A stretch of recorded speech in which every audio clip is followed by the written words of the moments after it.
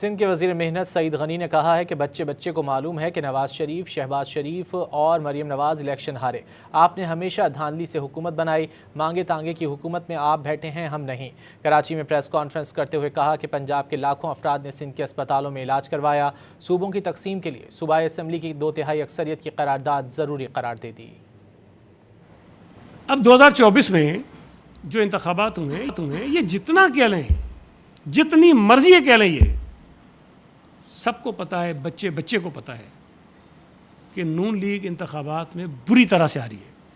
نون league نہیں آ رہی ہے، نواز شریف آ رہا ہے، اپنی سیٹ پہ آ رہا ہے، شہباز شریف آ رہا ہے، اپنی سیٹ پہ آ رہا ہے، مریم نواز آ رہی ہے، اپنی سیٹ پہ آ رہی ہے۔